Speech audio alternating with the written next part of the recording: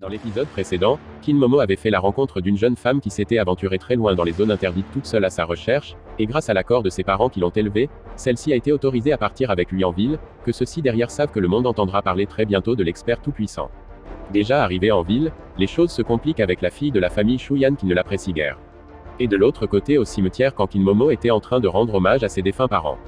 A été obligé de donner une bonne leçon à un vieux crouton qui se croyait tout permis, et a été envoyé en prison avec des individus troublés d'esprit à cause d'un malentendu, a soigné le chef de la famille Zhao Qingming malgré les problèmes que son petit-fils lui a cause, a été ridiculisé en public parce qu'il était mal fringué et petit de corps, mais a prouvé sa valeur embêtant tous les étudiants du département des arts martiaux. La nuit tombée après la victoire écrasante de notre protagoniste, d'innombrables fans qui avaient aimé sa prestation se ruellent tous vers lui dans l'espoir d'avoir un orthographe, ce qui l'oblige à se cacher quelque part pour que toute cette foule le fiche enfin la paix. Mais fut écourté dans sa cachette lorsqu'il aperçoit une jeune demoiselle en train de rompre avec une personne au téléphone, lui disant de ne plus déranger sa famille par la suite. En voulant rentrer chez elle, celle-ci croise la route de Kin Momo qui se cachait et se dit que c'est encore un de ses poursuivants qui cherche à la draguer, avant de commencer à lui crier dessus, lui disant de ne plus la suivre car elle ne sortira jamais avec lui. À sa plus grande surprise, le gars n'a pas compris la réaction de cette fille qui lui hurle dessus, seulement 4 mots qui tournaient dans la tête du jeune homme, c'est quoi ce bordel encore ? Le lendemain matin dans la ville de Waxia, notre héros accompagné de son petit chien font de tour en ville histoire de se dégourdir un peu les jambes, quand soudain sans le prévenir son chien a découvert quelque chose de très bon. C'était la fille de la soirée d'hier qui lui tendait une crêpe faite par elle car sa famille font les meilleures crêpes de la ville, mais au moment où celui-ci a mangé une bouchée de ses crêpes, il l'a complètement recrachée sans doute parce qu'elle est de mauvaise qualité à la grande surprise de la fille et de Kin Momo. Que ce dernier s'est vite déplacé pour aller s'excuser à la place de son chien nommé Boule de Poil, lui disant que son chien est souvent difficile à nourrir, mais celle-ci lui fait comprendre qu'il n'a pas honte de se servir de son chien pour pouvoir la draguer, alors tous les hommes sont les mêmes en fin de compte, avant de se retourner très fâché à la très grande surprise du gars et de son chien Boule de Poil. Mais juste devant, des petits voyous sortent de nulle part, appelant cette fille sur le nom de Shen Wan, lequel leur chef l'a cherché partout. Ce dernier est un vrai pervers, et ça se voit même sur son visage, et n'arrête pas de la menacer de sortir avec lui ou sinon c'est sa famille qui en payera le prix fort, et demande à Shen Wan de lui préparer des crêpes, seulement elle qui doit le lui fait. Celle-ci leur hurle d'arrêter ce qu'ils sont en train de faire immédiatement. Se demandant pourquoi ce voyou la suivait toujours alors que hier soir au téléphone, avait pourtant été direct, mais celui-ci la saisissant n'était pas du même avis, lui disant à quel point il pouvait lui donner beaucoup d'amour, qu'elle lui hurla de la lâcher immédiatement, mais Kin Merci ne pouvant plus rester les bras croisés, s'en est mêlé lui saisissant à son tout la main à la surprise du voyou, avant de le broyer complètement à son plus gros chromatisme.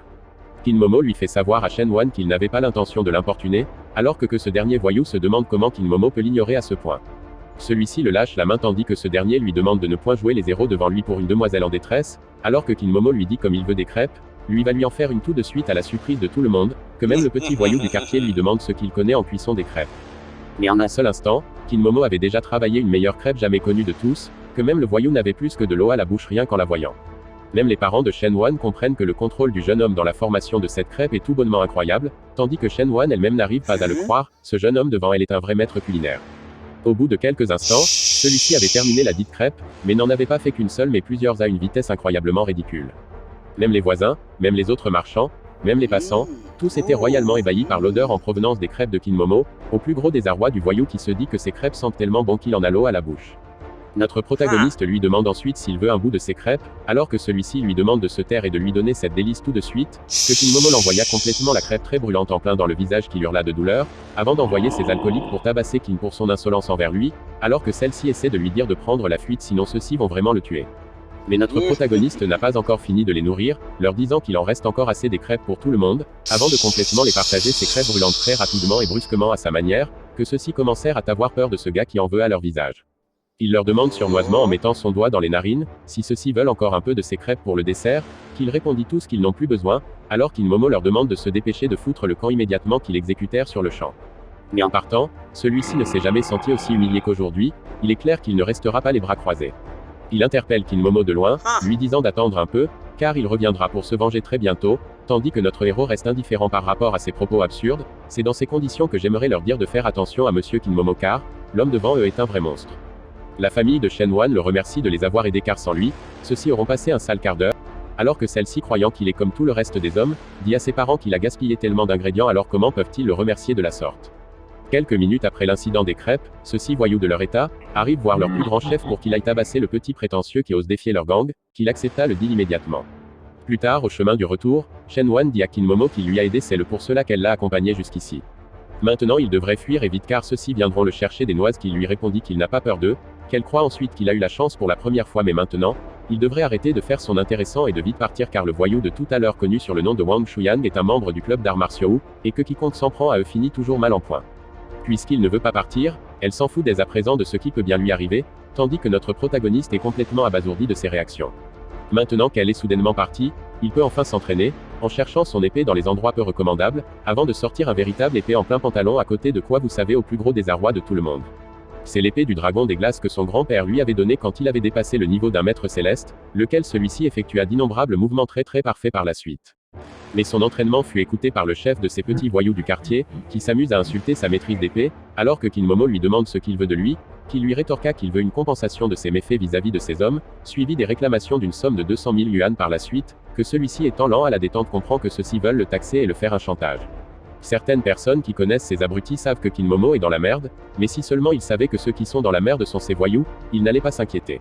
Alors il leur demande de lui dire ce qu'il compte faire s'il refuse de les payer, que ceux-ci s'élancent vers lui disant qu'ils vont lui faire passer un sale quart d'heure, et comptent bien être aussi dédommagés pour leur acte après ça. Au même moment, une voiture s'était arrêtée laissant sortir un vieil homme très riche qui était à la recherche d'inspiration pour ses nouvelles créations, avant de voir beaucoup de monde rassemblé quelque part et décide d'aller voir de ses propres yeux ce qui peut bien se passer là-bas.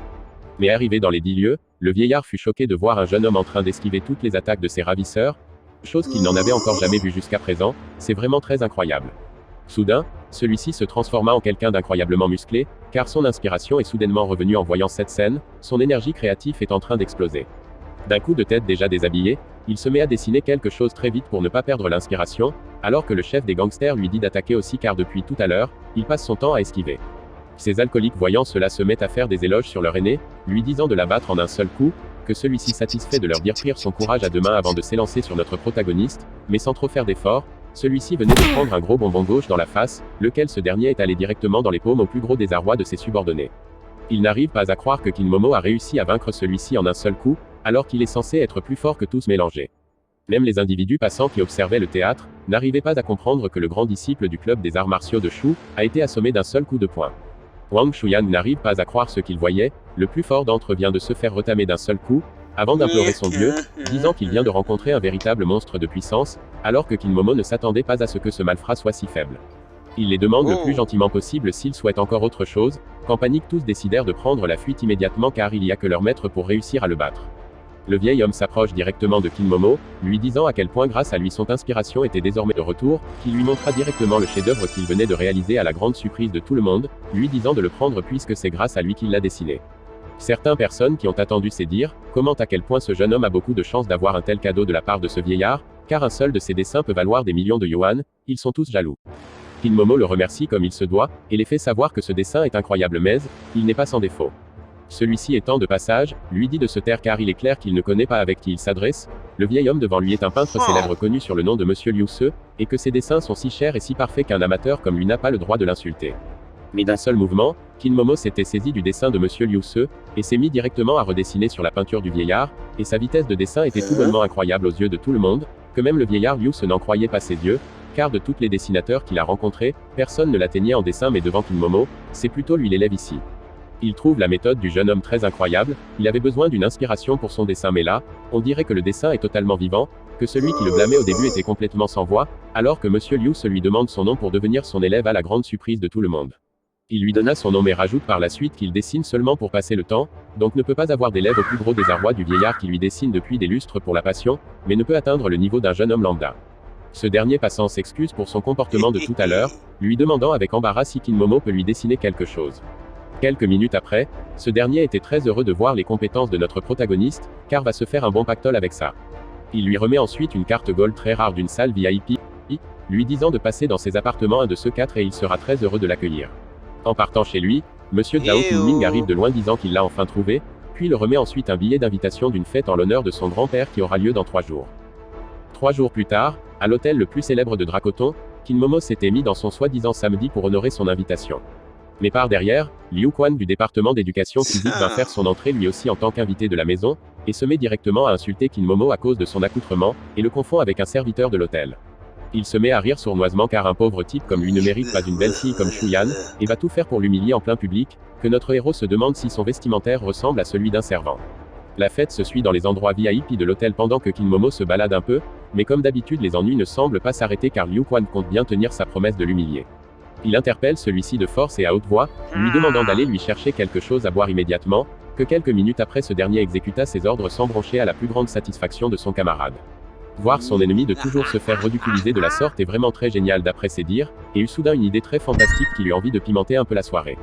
Il fait carrément exprès de verser son verre du vin sur sa chaussure, avant d'exploser de rage envers Kinmomo, versant toute la faute sur lui et demandant au chef servant de vite chasser cet idiot de Kinmomo, que celui-ci se ruelle vite devant notre protagoniste lui demandant de vite s'excuser, mais au fond il se demande pourquoi il ne l'avait jamais vu dans ces endroits. Mais Liu Quan est très bien déterminé à le faire souffrir, lui demandant de s'engenouiller et de nettoyer ses chaussures sur le champ, que même le chef des servants lui hurle de vite exécuter sinon il sera viré.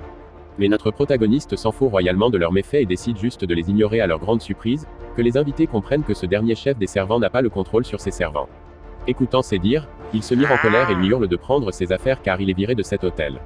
Mais soudain, le chef de la famille Zhao arrive sur les lieux accompagné de son fils et de son garde du corps, pendant que Liu Quan se rapproche de lui disant que ce serveur grossier le manquait de respect.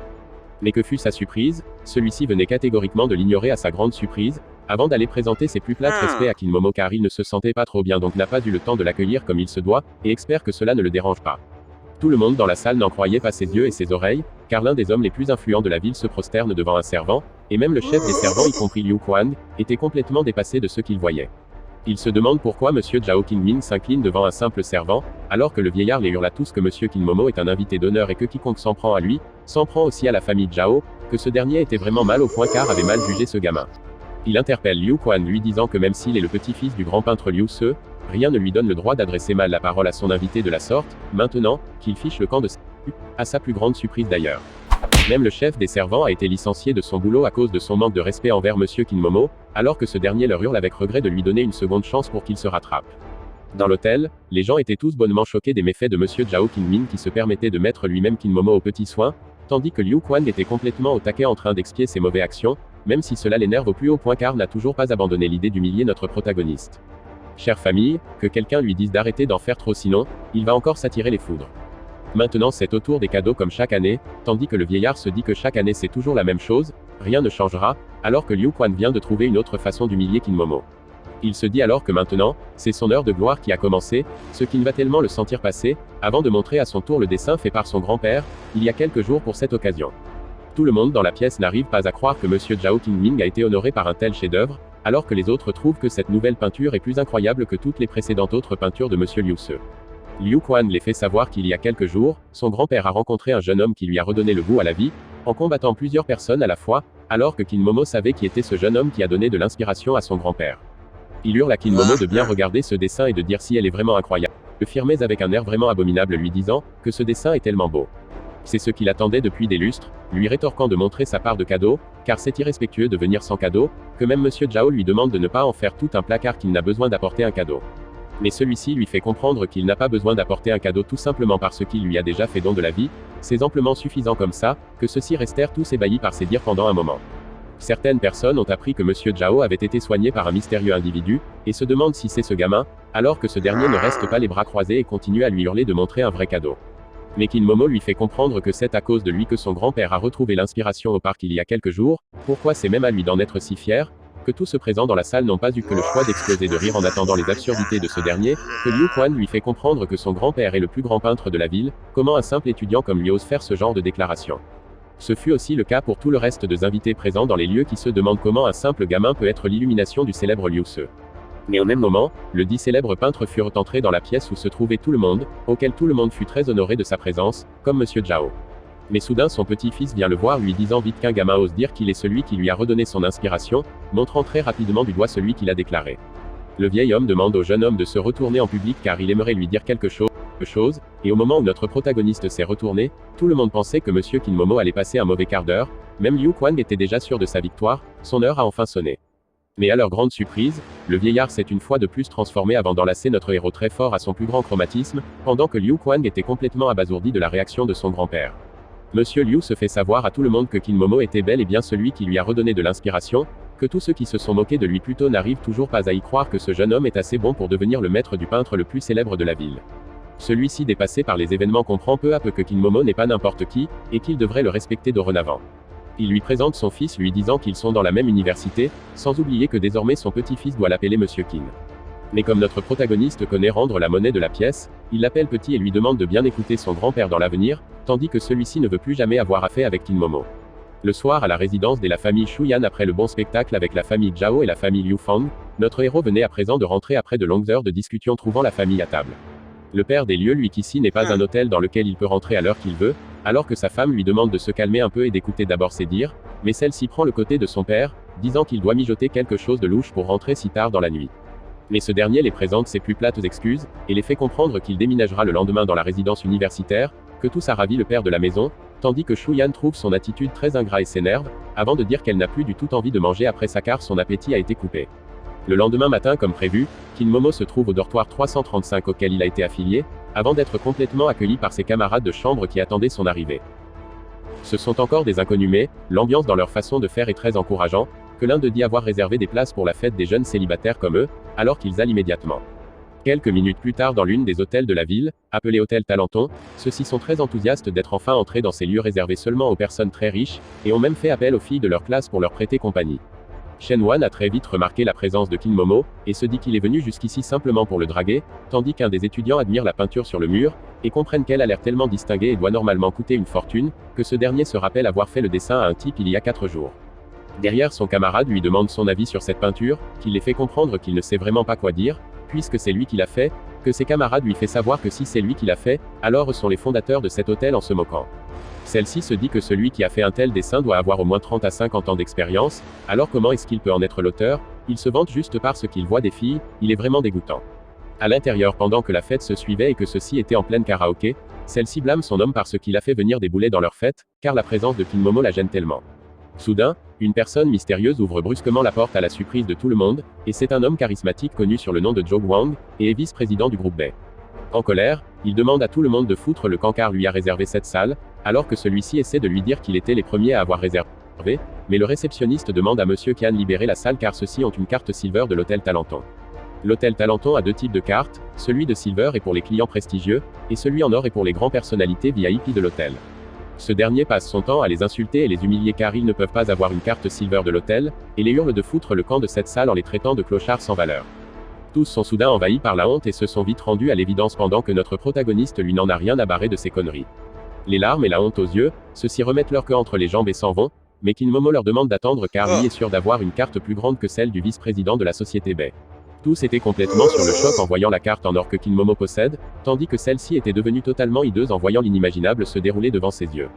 À Dracoton, on compte au bout du nez qu'une minuscule petite partie des personnes qui peuvent avoir les cartes en or du Tatanlon, alors comment ce gamin peut-il avoir cette carte?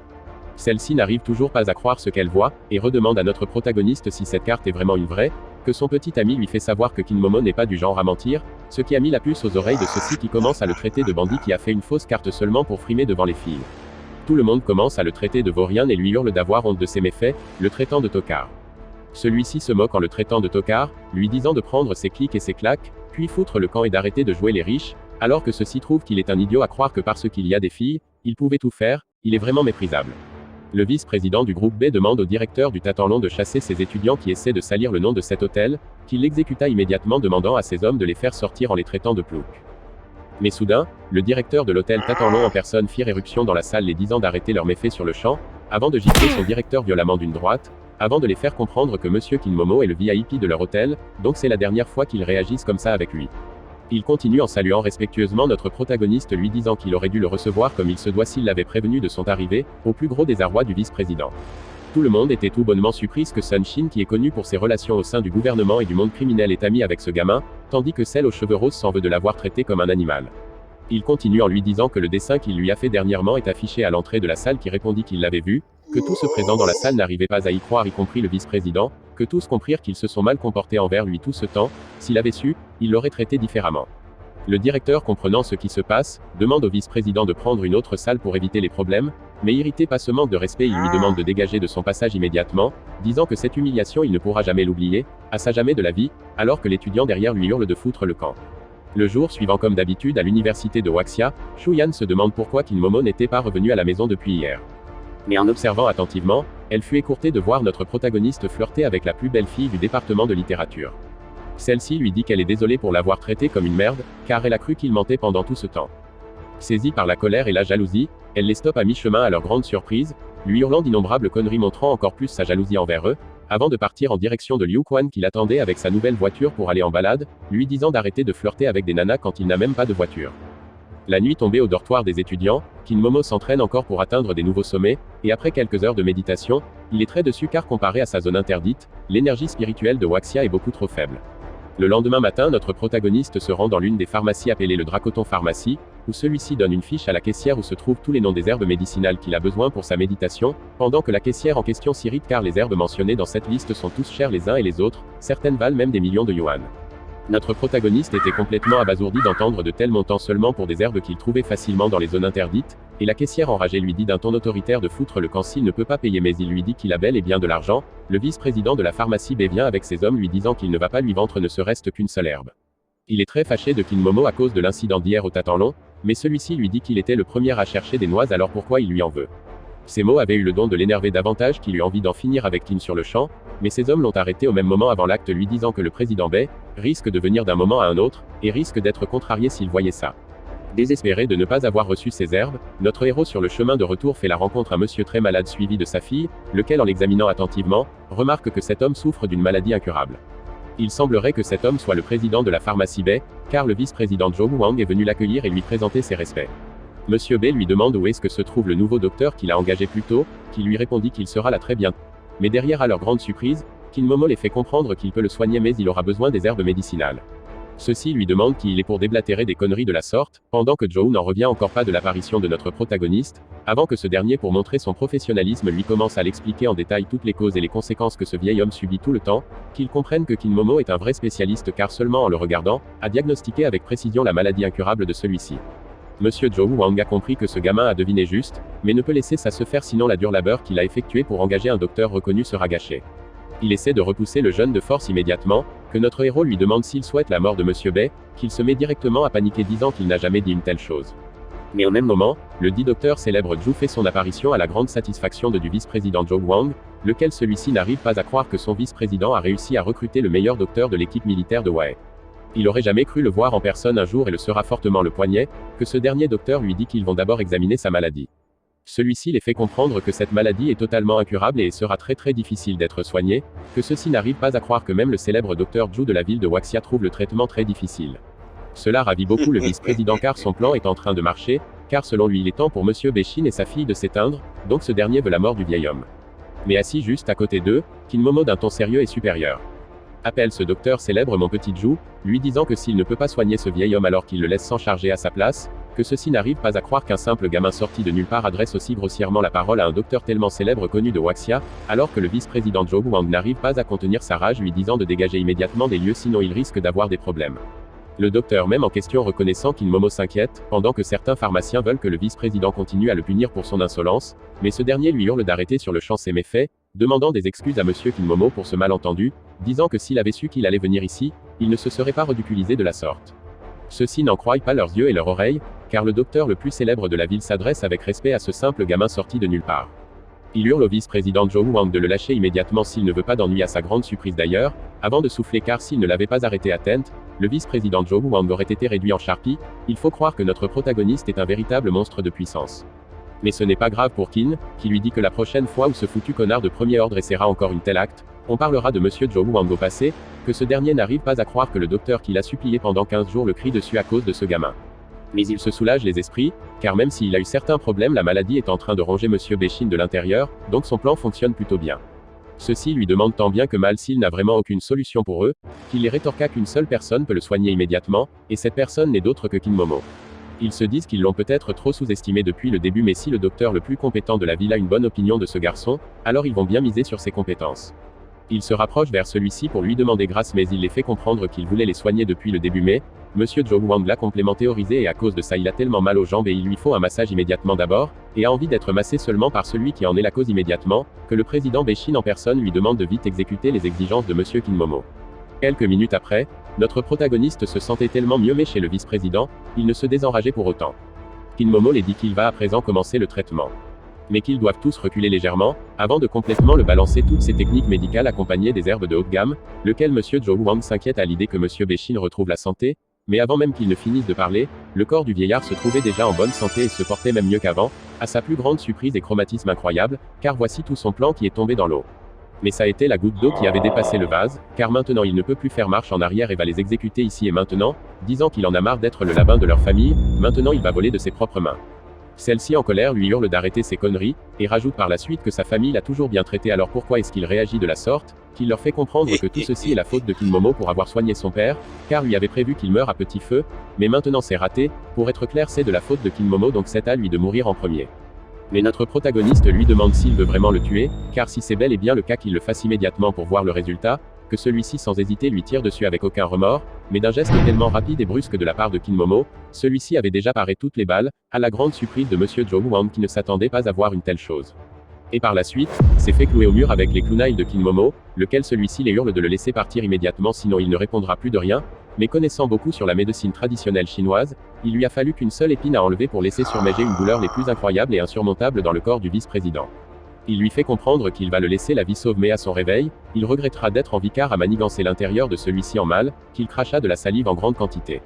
Les hommes de Monsieur Joe Wang n'arrivent pas à suivre les événements se jouant devant leurs yeux, alors que de côté notre protagoniste les demande s'ils veulent aussi jouer avec un air sournois qu'ils refusèrent immédiatement disant qu'ils se rendent. Les médecins ont débarqué sur les lieux après que l'incident soit passé prenant avec eux le dit malfrat, alors que Monsieur Beshin et sa fille remercient notre protagoniste de les avoir aidés tout à l'heure avec sa maladie et le malfrat Joe Wang. La caissière de tout à l'heure vient s'excuser de l'avoir hurlé dessus plus tôt, ayant sur elle tous les herbes que celui-ci voulait. Fonce une carte de crédit possédant plus de 5 millions de yuan dans sa poche malgré qu'il n'en veut pas, avant que celui-ci lui dit que si ce n'est toujours pas suffisant alors il rajoute d'autres cartes contenant aussi 10 millions chacun, avant qu'il décida d'accepter les premiers 10 millions. Plus tard, celle-ci lui demande d'aller utiliser cet argent pour acheter une voiture de sport, tout en l'appelant maître, qu'il n'aime pas trop la façon dont elle le touche avec sa poitrine. Arrivée à la boutique de vente de voitures, l'une des hôtesses d'accueil n'aime pas trop la façon dont les pauvres entrent dans cette boutique, et confond immédiatement nos deux individus avec des clochards. Mais celle-ci ne semble pas être du même avis et compte bien lui retamer le visage, mais Kinmomo lui demande d'arrêter et de l'ignorer complètement qu'elle exécuta alors qu'une autre hôtesse d'accueil vint à leur rencontre. Celle-ci se moque de l'autre hôtesse d'accueil la traitant de stagiaire, car celle-ci ne peut même pas voir la différence entre des clochards et des hommes de valeur. Mais Kinmomo et la fille de Beshin viennent de choisir une Lamborghini de couleur or, lequel celle-ci commence à se demander si ceux-ci peuvent vraiment se la payer, et si c'est le cas elle doit vraiment aller jeter un coup d'œil. Directement, elle pousse la stagiaire voulant s'accaparer les bénéfices de la vente de la Lamborghini, mais comme Kinmomo est du genre rancunier, il lui fait comprendre qu'il a mal à la tête à cause du maquillage de cette dernière. Elle s'énerve lui disant de s'excuser immédiatement sinon elle fera appel à son petit ami, et lui n'est pas du genre à causer, que celle-ci accompagnée de notre protagoniste lui demande de faire ce qu'elle pense être juste. Alors le visage toujours mécontent, elle appelle son homme lui disant de vite venir, disant à quel point ceci la harcèle et qu'elle a très peur et qu'il devrait abdiquer sur le champ. Celui-ci de l'autre côté de l'appareil s'énerve rien qu'à l'idée que sa bien-aimée ait des ennuis, décide d'aller sur les lieux pour régler ses comptes avec celui qui a osé s'en prendre à sa chérie, pendant que cette vipère les demande de s'engenouiller devant elle s'ils ne veulent pas souffrir, car bientôt son homme sera de retour et là, ça sera la fin pour eux. Mais notre protagoniste et sa compagne n'en ont rien à foudre de ces conneries et continuent leur achat comme si de rien n'était. Mais au même moment, ceux-ci ont été surprises par un certain nombre de vacarmes en provenance de l'extérieur, lequel d'un geste brusque ce dernier a complètement pulvérisé la porte d'entrée, avant de demander à sa conjointe de lui montrer ceux qui l'ont touché qu'elle le firent du doigt. Mais tout ça donne envie de bâiller à Kinmomo, car s'attendait à tous sauf à un faible, mais celui-ci avait même pas encore regardé les lieux qu'il voulait déjà attaquer la fille de Beshin avec un gros gourdin, que celle-ci était déjà sûre qu'elle a gagné tandis que l'autre se cachait le visage pour n'a pas voir l'horreur. Mais d'un coup il s'est arrêté sans que quelqu'un comprenne quoi que ce soit, pendant qu'elle croit qu'ils doivent pleurer qu'on les laisse la vie sauve. Les alchimistes de ce dernier se marrent de la situation car pensent que leur chef les a tellement fait peur qu'ils se sont chiés dessus avant même qu'ils les fassent quelque chose, mais la réalité était que celui-ci reconnaissait la fille de la grande et puissante famille Beshin, et ne voulait pas lui avoir des problèmes avec eux. Sa copine enragée lui demande avec colère de vite les régler leur compte, mais d'une bonne piste de la part de son soi-disant homme, celle-ci s'était envolée très loin de la salle. Elle demande avec colère s'il a fait exprès de la bêter violemment, et pourquoi, que celle-ci ne pouvant pas se retenir lui demande avec mépris si celui-ci aimerait mourir aujourd'hui.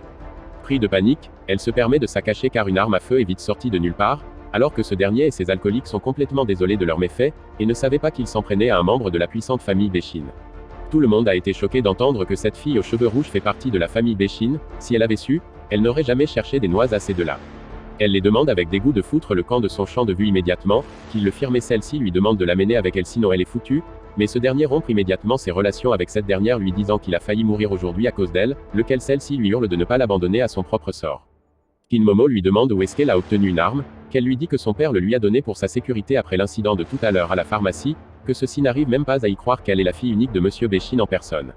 À l'extérieur de la maison de vente, un mystérieux personnage qui se croit tellement chic, est un tuneur de voitures hors pair. Soudain, son smartphone sonne et il décroche, auquel cas l'appareil lui dit qu'un client veut ses services pour tuner une des voitures. Arrivé à l'intérieur de la salle, il demande à notre protagoniste quel est le modèle qu'il aimerait acheter et qu'il souhaite tuner, qu'il lui demande de le suivre, il va le montrer et lui-même verra. Mais en observant attentivement, il aperçoit une jolie demoiselle accrochée sur Kinmomo, et la trouve trop jolie, et ne supporte pas l'idée que ces deux la sortent ensemble. Il se permet de pousser Kinmomo de côté, et commence à draguer cette dernière lui demandant de sortir avec lui ce soir, car selon lui, à Dracoton, d'innombrables filles rêvent de sortir avec lui depuis la nuit des temps à cause de son charme. Mais Kin lui demande s'il est venu pour draguer des filles ou alors pour modifier sa voiture, qu'il sortit immédiatement tout son équipement de travail demandant à celui-ci de lui montrer le modèle à modifier. Mais au moment où il l'a aperçu, au moment où il a vu le modèle qu'il était censé modifier, il voulait avoir un arrêt cardiaque, épelant tous les lettres de cette voiture. Il lui hurle dessus lui disant que cette voiture n'a pas besoin d'être tunée car elle est très parfaite, que notre protagoniste lui demande s'il ne peut vraiment pas la modifier, si c'est bel et bien le cas, c'est un gros nul. Il renvoie immédiatement la faute sur celui-ci lui disant qu'une voiture de cette envergure n'a pas besoin d'un tuneur, à croire que Kinmomo cherche seulement des embrouilles, mais celui-ci l'avait complètement frappé au visage lui disant qu'il va le faire lui-même, car à vue d'œil personne n'en est capable à part lui-même de toute façon. Tout le monde commence à le traiter de frimeur, car cette voiture est superbe et il n'y a aucune chance de la rendre plus parfaite. Le tuneur à terre croit que c'est une blague, lui disant que s'il arrive à tuner cette Lamborghini, il payera pour toutes les pièces, ce qui a eu le don d'exciter notre héros qui accepte illico le deal. Quelques minutes après le pari, tout le monde était tout bonnement essoufflé de leurs yeux, car notre jeune protagoniste Kinmomo venait de tuner une véritable Lamborghini aux yeux de tous. Il fut célébré par tous ceux qui n'y croyaient pas, tandis que ce dernier veut à présent partir mais la fille de la famille Bella arrêtée immédiatement, lui disant qu'elle a tout calculé et que ça lui faisait 2 millions de yuan. Quelques minutes plus tard en chemin du retour, celle-ci commence à avoir des sentiments pour son maître, et lui demande de venir chez elle car il n'y a personne pour le moment à la maison, elle voudrait lui montrer quelque chose.